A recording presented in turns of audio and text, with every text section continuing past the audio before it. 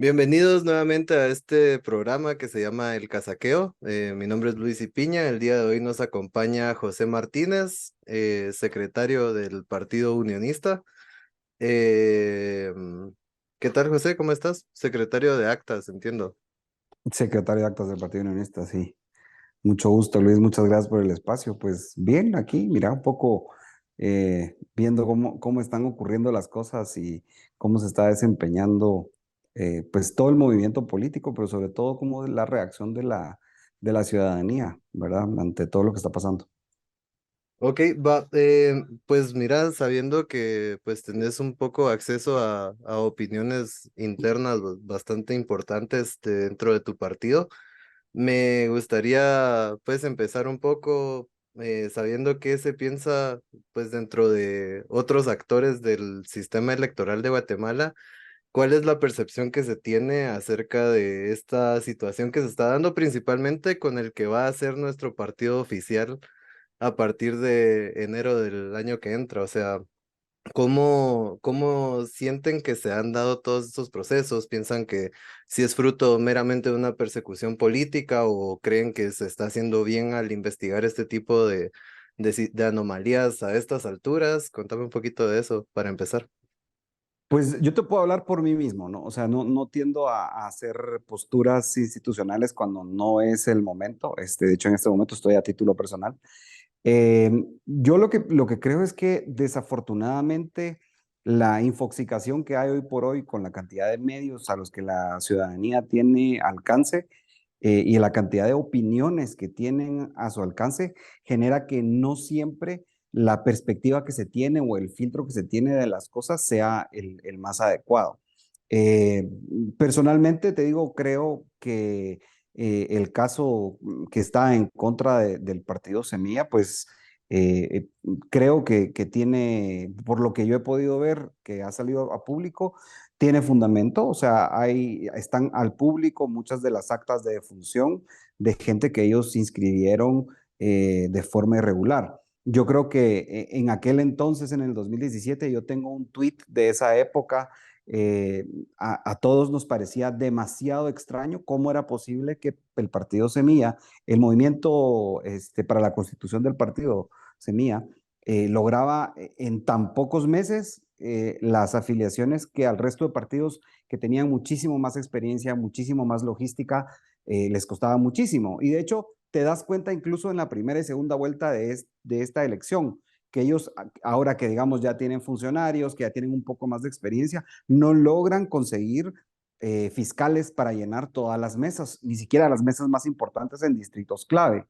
Entonces, ¿cómo es posible que en aquel tiempo, cuando eran un comité pro formación, lograban en tan poco tiempo la inscripción de las firmas? Hoy por hoy, ya digamos el Ministerio Público nos da luces de qué es lo que podría haber pasado. Y a mí en lo personal no me suena descabellado que eso haya ocurrido. De hecho, ellos mismos lo admiten al presentar una denuncia. O sea, ellos mismos te lo dicen, ¿no? Es que nosotros lo fuimos los que los denunciamos y tal y cual. Entonces, quiere decir que ellos sí tienen conocimiento de que eso ocurrió. Y lo que ha mostrado el Ministerio Público, para mí es claro, ¿verdad? Tan claro como que del otro lado te dicen que Bernardo Arévalo no puede asumir la presidencia porque nació en Uruguay, ¿verdad? O sea, eso es una tremenda tontería sacada de las patas. O sea, te lo juro que si hay alguien, algún abogado serio que sostiene esa tesis, no entiendo por qué no ha ido a plantear la inconstitucionalidad en contra de la posible toma de posesión de un ciudadano extranjero. Por supuesto que no tiene ningún sentido, ni siquiera se hubiera podido inscribir. Entonces, son dos cosas que son ciertas, ¿no? Pero que desafortunadamente hoy por hoy, como está la narrativa digital, sobre todo como están los medios de comunicación o el acceso a cierta información que tiene la gente, tenían una cosa, te afirman la otra y la polarización es tremenda. Entonces no te deja hacer realmente un análisis de qué es lo que está pasando en cualquiera de los casos. Mira, y me gusta que vayamos por este lado porque, pues, no sé si tuviste oportunidad de escuchar la entrevista que dio Mario Taracena hace un par de días a Tangente. Sí. él ahí asegura que el caso de Semilla no tiene nada que ver con, por ejemplo, la formación de voz, porque Semilla simplemente tenía dos firmas falsas y que con quitarles las dos hojas esas de afiliación ya se resolvía el problema de Semilla. Entonces creo que ese tipo no sé, de declaraciones de gente tan importante o gente de la política que ha estado tantos años ahí o por ejemplo, que salga el presidente electo a decir que es un caso ficticio el que se está llevando y que es solo fruto de un plan del pacto de corruptos para sacarlos de ahí, creo que eso también le ha hecho bastante daño a la percepción que tiene la gente, sobre todo con medios que son un poco disidentes o con personas que dan una opinión un poco a favor del establishment, se podría decir. Eh, pero, Pues es que ujú, solo con eso, yo no creo que, o sea, yo no creo que afirmar que en efecto las firmas eran falsas y que inscribieron muertos sea estar a favor del establishment. Ellos mismos lo reconocen. Entonces, evidentemente eso debería de llevar un proceso. Te decía la anécdota de un tuit mío de hace muchos años, donde yo en ese tuit decía, nadie en su sano juicio puede decir que esta curva de crecimiento es normal. Y es un tuit relativo a una publicación del diputado Samuel Pérez, que en ese entonces era el secretario pro formación, donde él orgulloso mostraba cómo la curva de crecimiento de sus afiliados, ¿verdad? Iba creciendo. Por supuesto, si hubiera sido una curva normal, no les daba tiempo de llegar, pero hubo un momento en el que la curva venía así y de repente, ¡pum!, creció. Ese crecimiento no era normal, no era normal. mm, Obviamente, pues también debo decir que en ese entonces el problema radicaba en el Tribunal Supremo Electoral, porque los partidos lo que hacen o lo que hacemos cuando estamos haciendo una afiliación es presentar las hojas de afiliación ante el registro de ciudadanos, ante organizaciones políticas, y son ellos la instancia que debe verificar si hay muertos, si las firmas son correctas. De hecho, te devuelven muchísimas de esas hojas de afiliación. Ahora, lo que hay que entender es por qué esas hojas no se devolvieron.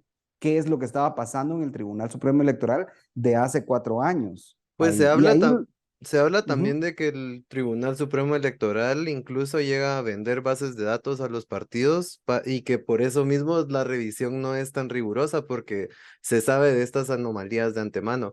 Lo que te quería preguntar ¿es común esa práctica de que, bueno, Curruchiche dice que tiene un documento donde Samuel se compromete a pagar 7 quetzales por cada firma recogida? ¿Es común esa práctica en la formación de los partidos?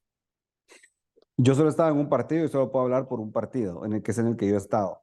Y no, o sea, no es común, no es una práctica normal, que es más, que se admita que están, que ellos contratan la afiliación de gente, cuando ellos públicamente siempre han dicho que la gente se afilió porque los quería y, ¿verdad? O sea, ahí es donde vas viendo, digamos, cómo se contrastan las narrativas, Y de hecho, ¿verdad? la Cómo ellos gente que ellos dicen que estuvo recolectando la firma resultó ser gente de alto mando dentro del partido después, la chava que está de viaje en México, ¿verdad? No sabemos si prófuga o realmente estudiando, porque con ellos no trabajando, se entendía sabe, yo. ¿no? Entonces, el tema es, al final de cuentas, una mentira se tiene que tapar con otra y con otra y con otra. Y eso es lo que les está pasando.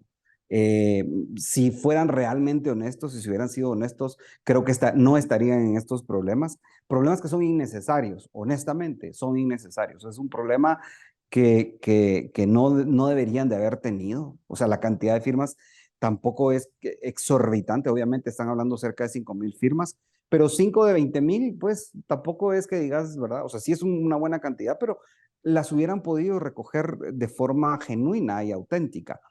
Sí, me parece que a estas alturas es un problema innecesario al cual se metieron, que dista del problema de Carlos Pineda. O sea, mucha de la gente que le recrimina al Ministerio Público y a las autoridades no cancelar a Semilla hoy por hoy, digamos que los que están a favor de la cancelación de Semilla dicen, no, pero es que a Carlos Pineda, Prosperidad Ciudadana los cancelaron. Y eso no es cierto. Prosperidad Ciudadana sigue hoy estando existiendo, sigue siendo un partido. Lo que a ellos se les canceló fueron las asambleas en las que se nominó al Comité Ejecutivo Nacional, que luego conformó el comité ejecutivo que nombró a Carlos Pineda y a los candidatos de la elección, pero no fue al partido, sino lo que es donde hubo anomalías fue en la conformación de las asambleas, no en la conformación del partido. Fue un problema para inscribir a los candidatos, no así para conformar el partido, ¿ok? Va, y No, que, ni siquiera fue para inscribir a los candidatos, sino fue para cambiarla, digamos, a ver, el órgano administrativo máximo de los partidos es la asamblea, es la asamblea de afiliados, la Asamblea Nacional, que a su vez te nombran un comité ejecutivo nacional. Ese es, digamos, el comité ejecutivo nacional es la junta directiva de los partidos, ¿verdad? Entonces, la junta directiva de los partidos luego tiene que convocar a otra asamblea para que nomine candidatos. Y lo que está mal es este paso previo, que es oh, un ya. paso, digámoslo, administrativo, cuando el partido cambió de mandos, que eso fue antes de que llegara Carlos Pineda. Por eso es que él realmente, él tiene que pagar los platos rotos de una mala administración. Oh, entiendo, entiendo. Ok, bueno, y por ejemplo, ¿cuál es la diferencia con UCN? Que lo que alega Semilla en este momento es que a ellos de una vez se les declaró como independientes, o eso intentó hacer la directiva, pues no sé si fue esta semana o la semana pasada, y a los diputados de UCN siguen actuando como diputados de UCN a pesar de que el partido ya no existe. Desconozco honestamente cuál fue la decisión de la Junta Directiva del Congreso en ese sentido, porque creo que sí tiene razón el argumento este que alega que por qué a algunos sí, a otros no. Básicamente hay muchos recursos legales previos a la cancelación formal del partido, ¿verdad? Entonces, antes de la cancelación formal del partido, están todos estos recursos que deben Ajá, acatarse. ahora Y sería también una Semilla estaba suspensión en ese paso. provisional. También Semilla estaba en ese mismo proceso, ¿no? Y ellos incluso lo hicieron prácticamente el mismo día. Ellos el mismo día apelaron la resolución del registro, que es una instancia inferior al Pleno de Magistrados. Las cancelaciones de, por ejemplo, Líder y Patriota en su momento fueron cancelaciones emanadas del Pleno de Magistrados, del Tribunal Supremo Electoral. Entonces, sí, creo que ese es el tipo de decisiones que quitan certeza a los procesos, ¿no? O sea, independientemente de quién sea el afectado para bien o para mal, si ese es el procedimiento, hay que seguirlo rigurosamente. No para unos sí, para otros no, porque es discrecional, ¿no? Entonces no debe haber discrecionalidad. Y si la orden en firme, porque en firme era cancelar Semilla, había que cancelarlo. Si no estaba en firme y habían recursos pendientes, había que esperar. Y hoy por hoy, pues el recurso de Semilla dio con lugar. O sea, Semilla, a los diputados de Semilla les van a ser reinstalados todos sus derechos como diputados de una bancada que aún existe. Ok, va. Y mira, hace unos días estaba escuchando, es que no sé si fue en Libertópolis o fue en Canal Antigua, que decían acerca de la ley de tránsfugas.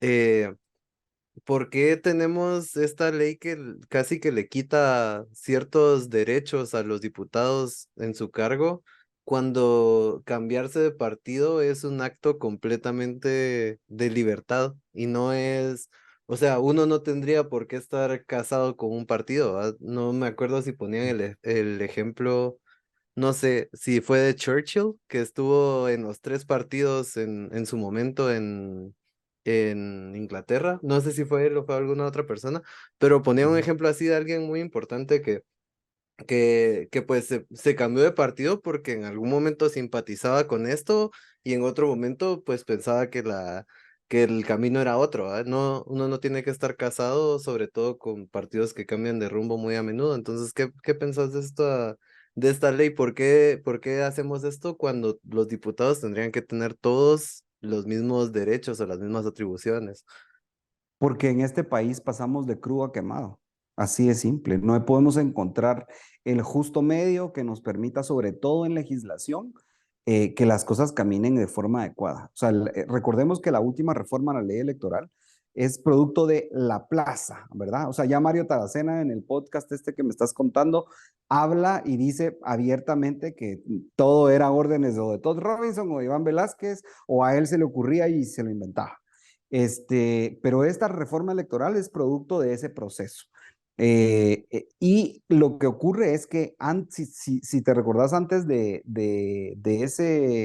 esa reforma, lo que se acusaba era que los diputados se cambiaban de partido o formaban nuevos partidos dentro del hemiciclo, nuevas bancadas dentro del hemiciclo, a billetazo limpio, ¿verdad? No quiere decir que eso deja de suceder, o sea, pasa igual con el resto de reformas a la ley electoral. Se pusieron tan estrictos en términos del financiamiento privado que obviamente hoy financiamiento privado legal de la gente que genuinamente quiere aportar de su capital, que honradamente generó, es mínimo. Y ves aquellas grandes campañas y cuando vas a registrar, ver los libros de gastos, los gastos son mínimos. Eso quiere decir que el dinero de algún lado salió, pero salió.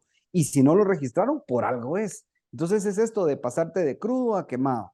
Sí, en efecto estaba este problema y lo que se decide, digamos, fue hacer unos cambios en la ley orgánica del organismo legislativo, porque ahí es donde se hacen estos cambios, donde se le quita, digámoslo, beneficios. Lo voy a llamar así porque las prerrogativas constitucionales, esas siguen intactas. De hecho, yo tengo un video donde explico cuál es la diferencia con un diputado independiente de uno que sí tiene un bloque legislativo.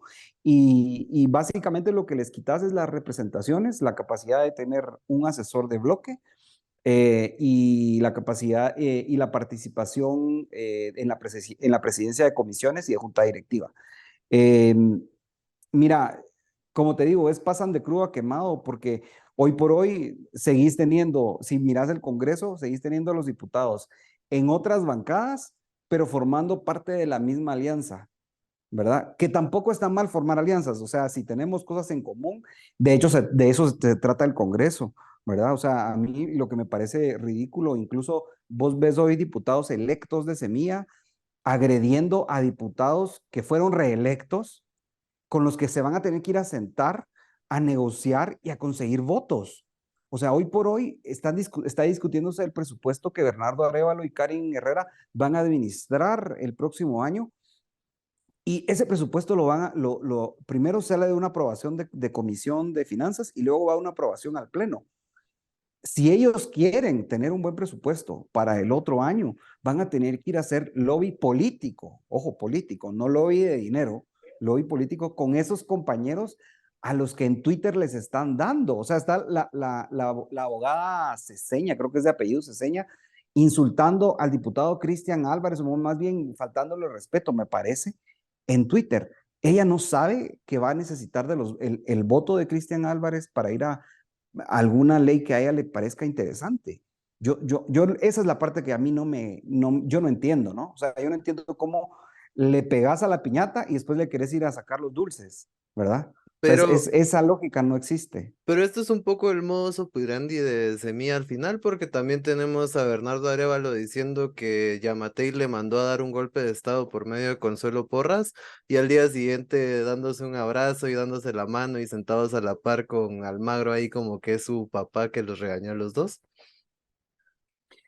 Pues sí, en ese caso yo creo que es una decisión de hecho es bien curioso, porque hay una fotografía de Bernardo Arévalo el día que regresa él al hemiciclo parlamentario y llega y está parado en el hemiciclo conversando con Lucrecia Marroquín de Palomo, Armando Castillo, Álvaro Arzú, Cristian Álvarez está en esa fotografía y están en un círculo platicando. ¿De qué? De cualquier cosa. Lo que pasa es que la gente no está acostumbrada a ver cómo funciona el hemiciclo. Y el hemiciclo es así, o sea, se hacen grupitos y están platicando de cualquier cosa. A veces es de ley, a veces no es de ley. De hecho, en ese momento la sesión no había iniciado. Seguramente estaban conversando de cómo está el clima. Un ¿De qué medio toma comieron en la la mañana? fotografía. Sí, un medio toma una fotografía y si tú ves los comentarios debajo de esa fotografía, o sea, hay unos que de traidor no bajan a Bernardo Arévalo por estarle hablando a sus compañeros diputados que siempre les ha hablado. Es que lo que hay que entender un poco es que para los diputados, una cosa es cuando las cámaras están apagadas y otra cuando están encendidas. O sea, hay diputados que los miras aguerridos cuando piden la palabra o en Twitter y en persona te bajan la mirada. Y en persona son unos gatitos mansos, pero en redes, pero en la plenaria dan aquellos discursos y casi insultan a la gente. Entonces, sí, es como una doble personalidad, pero creo que va a ser uno de los grandes retos de Bernardo Arévalo, tener que gobernar eh, entendiendo que él debe ser un presidente que genere consensos para que las cosas ocurran, porque si no genera consensos, las cosas no van a ocurrir. Y el consenso en política, nuevamente, el consenso no es un acuerdo monetario de dinero. El consenso es, estoy de acuerdo en este tema, estoy de acuerdo en este tema no, así que en los dos que sí estamos de acuerdo, vamos juntos y en el que no, no. Eso es un consenso. Pero la gente de Bernardo Arévalo, y como ellos han generado una polarización muy grande, difícilmente van a entender esos dos temas en los que estuvo de acuerdo y tuvo que votar. La Semilla tuvo que votar con Vamos, tuvo que votar con Todos, tuvo que votar con Unionista, con UCN, o sea, no lo van a entender. Y hoy por hoy, ese es el fracaso, digamos, legislativo de una bancada como Semilla. O sea, ellos le faltan el respeto en las redes sociales a los diputados y después quieren que les den su voto en el Pleno. Y las dos cosas no se pueden. Sí, y pues solo quería puntualizar porque creo que es importante. Hacemos cuenta de que Semilla ya tiene 23 diputados, pero realmente los que tienen que aprobar el presupuesto del que estamos hablando y que es algo súper importante y crucial para el primer año de gobierno, son los 7 que están ahorita. O sea, el presupuesto lo aprueba la legislatura actual, no la que toma posesión. Entonces, Así creo es. que eso le añade como todavía más dificultad a que ellos logren pues una mayoría que favorezca un presupuesto que les convenga a ellos. Y llevan 2 días de sesiones de la Comisión de Finanzas. O sea, la Comisión de Finanzas para la construcción del presupuesto hace más de 100 audiencias. Hay alguien de Eh, Semilla en la Comisión de Finanzas. Así es, el diputado Samuel Pérez, él es el representante ante la Comisión de Finanzas y lleva 2 días de no asistir. Entonces, de hecho, es un poco curioso que la vicepresidenta electa esté aduciendo que ella no ha sido invitada, cuando realmente primero, si ellos son invitados a la comisión, pueden participar únicamente a través de los diputados que son electos y que están en el Congreso, principalmente a través del diputado Samuel Pérez, que él es el miembro de la comisión. Pero ella no necesita invitación de nadie, ni vos ni yo. Podemos llegar a esas audiencias porque son públicas. Obviamente, no, vos y yo no podemos No participar nos de van a dar ellas, la palabra. ¿verdad? No nos van a dar la palabra y mucho menos vamos a poder votar. Pero ellos sí tienen un diputado en la comisión. Y aunque no tuvieran un diputado en la comisión, es derecho de diputado poder ingresar a la comisión y participar con vos, aunque no tenga voto. O sea, formas de participar del proceso de construcción del presupuesto hay. O sea, Lo que, para estar claros, Bernardo Arévalo puede ingresar ahí, puede hablar, puede opinar, aunque no tenga así voto es, en esa comisión, porque en el pleno igual va a poder votar. así es, así es, así es. Ellos sí pueden participar de la construcción del presupuesto. Va a ser muy interesante ver si se van a oponer o van a apoyar el presupuesto, ¿no? Y curioso también volviendo a lo de Taracena, que él instaba al presidente a salir del país en estas 2 semanas, que se fuera a conocer diplomáticos alrededor del mundo, que eso iba a bajar presión, que no sé qué. Pues yo creo Eh, que eso deviene de nuevamente las reformas nefastas a la ley electoral, ¿verdad? Que hay 6 meses entre la elección y la toma de posesión. Y eso mismo le pasó a Yamatei. O sea, Yamatei tuvo que andar viendo qué hacía 6 meses en lo que tomaba posesión. Estos son 6 meses bien complejos. Claro, para Yamatei, que no ocupaba ningún cargo en ese momento, era más fácil, pero el presidente electo es diputado y está en funciones de diputado. Entonces, pues ausentarse del trabajo no es tan fácil para él, ¿no? Y no es tan sencillo como, pues me voy de viaje, ¿no? ya. Pero yo creo que sería interesante que ellos participaran activamente en las discusiones, como por ejemplo la renovación o no del contrato de Perenco, el presupuesto, o sea, hay tantas cosas que vienen en estos tiempos y no es posible que cuando se discute el tema de Perenco, en la jefatura de bloque de Semilla no había nadie sentado, no estaba el subjefe ni el jefe de bloque. El jefe de bloque es Samuel Pérez, el subjefe es Román Castellanos, pero ¿por qué no había ninguno de los dos cuando se discutía ese tema? ¿Por qué no se posicionan? Ellos se deben posicionar desde hoy sobre esos temas. Es importante que lo hagan. Ok. Bueno, que aparte de que el presidente electo es diputado en este momento y pues representa al bloque legislativo del partido el que ha representado siempre, eh, ¿cómo, cómo podría él desligarse ya de la situación del partido y ya dedicarse a ser oficialista? O sea, yo he visto que él sigue saliendo como en banners con el logo de Semilla y así, y realmente él ya es parte del gobierno de Guatemala o ya debería ser un poco más neutral en ese caso. ¿Es Pues posible para eso, él desligarse del partido? lo que pasa es que es un tema más de imagen, ¿no? O sea, digamos, legalmente él es diputado nada más. O sea, y Karin Herrera no es nada en este momento. O sea, ella legalmente no tiene ningún cargo, no O tiene sea, ninguna... o sea que Arévalo ya no es parte del bloque de Semilla en este momento. No, claro que sí, Sí, claro que bueno, sí. bueno. Pero te digo, no, estoy hablando de la vicepresidente. Ya, O ya, sea, la vicepresidente, ella realmente en este momento no tiene nada más que su carnet que dice que es vicepresidente electo. De cabal. hecho, hay dudas respecto de la inmunidad que pueda tener. A mí me parece totalmente lógico que ella y el presidente electo tienen inmunidad por ser electos, porque la ley es clara respecto de los diputados electos y de los alcaldes electos, que tienen inmunidad desde que son electos hasta la toma de posesión, donde adquieren la inmunidad de funcionario. Lo que ocurre es que hay una discusión legal donde si ellos tienen o no tienen inmunidad, porque la ley no es tácita, clara respecto de ello. Entonces, pues digamos que hoy por hoy ellos no son nada más que electos, no tienen ninguna función, además de la de diputado de Bernardo Arevalo. Es complejo, es más un tema de imagen y de percepción, porque si ellos empiezan a actuar en consecuencia, también se arriesgan al desgaste de la función pública y empiezan a desgastar su capital político, que es el que van a necesitar el otro año. Entonces, si entras con un capital político ya desgastado, Ok. sí, complejo. Yo personalmente te digo que creo que el presidente electo debería ver la forma en la de separarse de la Secretaría General del partido, porque el partido está enfrentando un proceso legal, un proceso jurídico que debe llevarse, digamos, con sus tiempos y demás. O sea, desconozco honestamente en este momento cuál es el tema de las audiencias y demás, pero te puedes imaginar al presidente electo llegando a declarar al juzgado y demás. De hecho, por un caso de algo que ocurrió cuando él no era el secretario general, porque el secretario general era Samuel.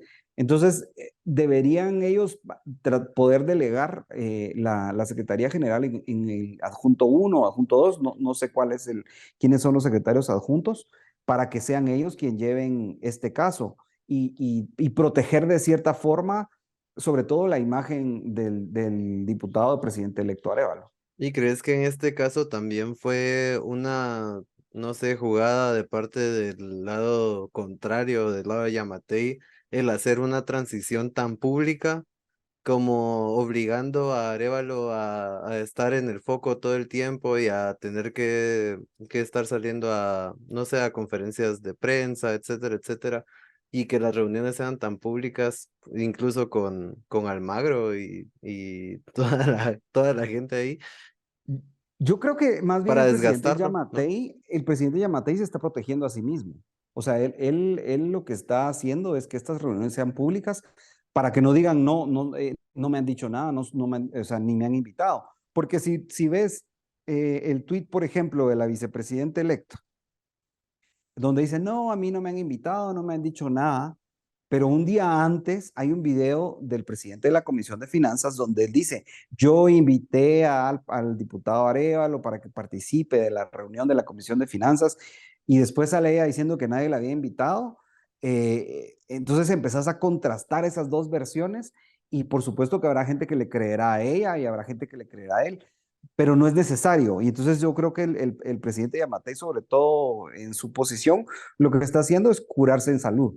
Que no le puedan venir a decir, no, pues es que él no está haciendo la transición y él está negando información, que es lo que tradicionalmente ha ocurrido. De hecho, el presidente Yamatei se quejó de eso, ¿no? De que el presidente Morales no le hizo una transición adecuada. Y lo dijo hace poco, ¿no? Dijo que él va a hacer la transición que con él no hicieron, ¿verdad? Que iba a ser histórico y demás, ¿no? Entonces, creo que es más bien un curarse en salud, precisamente, obviamente, si está Almagro ahí como testigo de honor, que fue invitado por el gobierno del presidente Yamatei a participar de la transición, lo hace un poco para mandar señales a lo público y decir, no, miren, esto no es un tema del Ejecutivo. O sea, la presidencia de Yamatei va a entregar a la presidenta de Ciencia, Bernardo Arévalo, los temas en el MP son en el MP, no son aquí en el Ejecutivo, ¿no?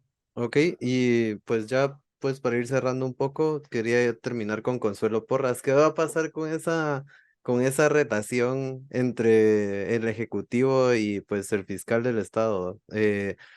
Pensamos que, o- ¿crees que Consuelo llegue primero a ese punto cuando ellos tomen posesión? ¿Crees que aguante estando ya en el gobierno de Bernardo Arévalo? Porque ya todavía le quedan un par de años, entiendo yo.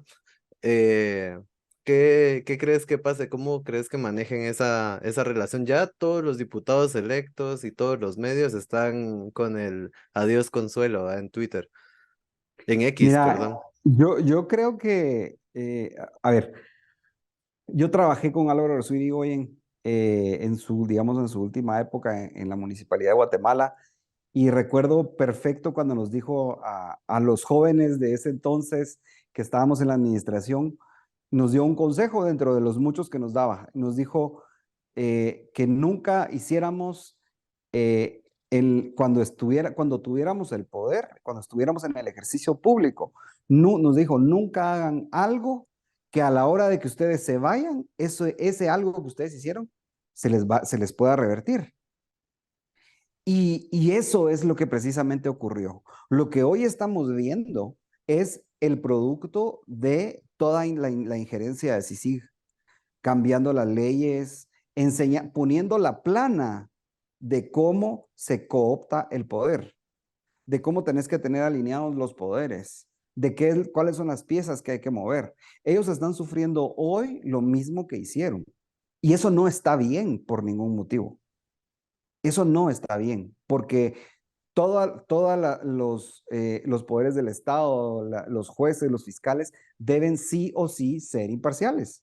Entonces ellos están sufriendo hoy un poco eso. Y no estoy diciendo que no sean imparciales hoy por hoy en algunas instancias, sino que simplemente ellos hicieron ciertas cosas, como por ejemplo cambiar la ley orgánica del Ministerio Público para favorecer a Tel Maldana. Y eso el mismo Taracena lo dijo en el podcast de esta semana.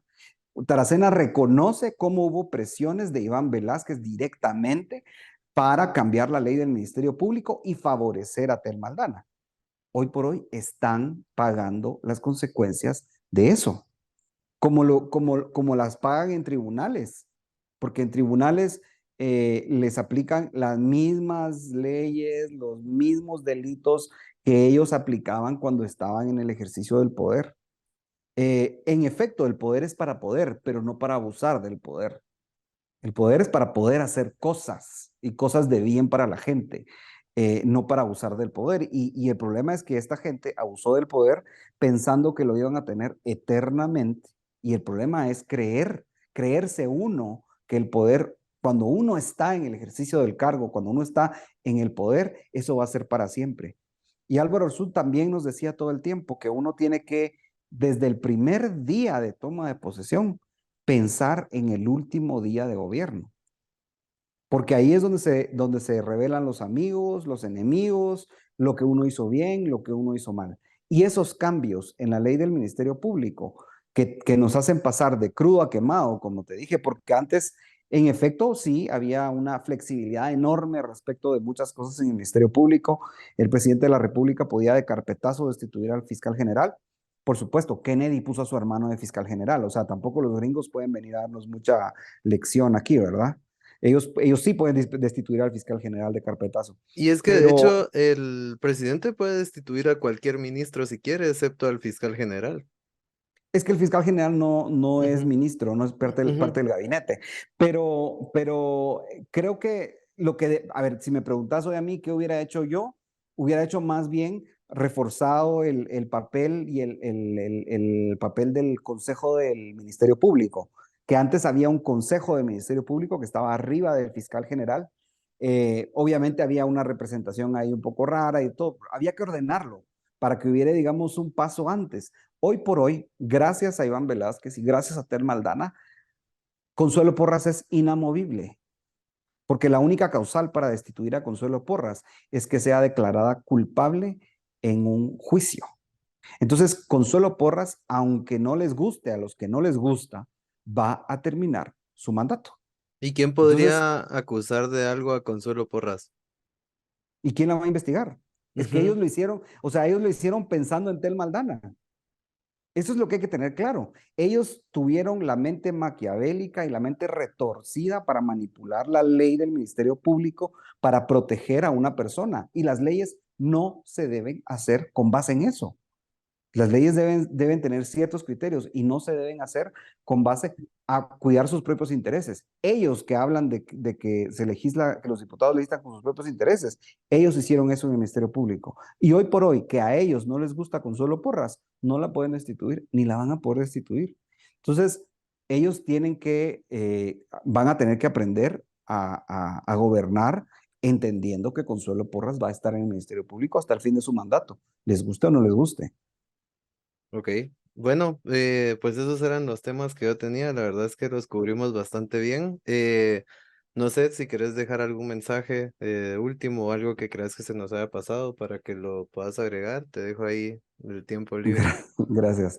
Pues mira, yo solo creo que lo que la gente tiene que hacer siempre es informarse. Siempre leer la ley, leer la Constitución, de verdad que es bien fácil. O sea, yo las trato de tener escritas porque yo soy como old school, entonces me gusta el papel, pero están, de verdad, están disponibles en internet, descárguenlas, léanlas, o sea, entiendan qué es lo que les están diciendo. Hace poco había un rumor de que Yamatei no le iba a entregar la presidencia a Bernardo Arévalo. Lo primero hay que entender es que el presidente nunca le entrega el poder a otro presidente, porque digamos, el albacea del poder en esos instantes es el Congreso de la República. Entonces, aunque el presidente Yamatei no quiera llegar, porque no le quiere ver la cara a Bernardo Arévalo, no importa, porque no es él el que entrega el poder, es el Congreso. Todo eso en dónde está, en la Constitución. Y si no leemos los que se supone que debemos leer, y hablando del mundo del privilegio, o sea, la izquierda y el progresismo están todo el día machacándonos el tema del privilegio. Pues usted que tiene el privilegio de saber leer y escribir, lea, porque si usted que sabe escribir no lee, sabe leer, no lee, no espere que los demás lean. Y ahí está todo, está todo. O sea, no se lo pueden babosear si usted está leyendo. Ok, va, muchas gracias, José. Entonces, a la gente que nos vio hasta acá, nos vemos en el próximo episodio y suscríbanse al canal, dejen sus comentarios y nos vemos en el siguiente.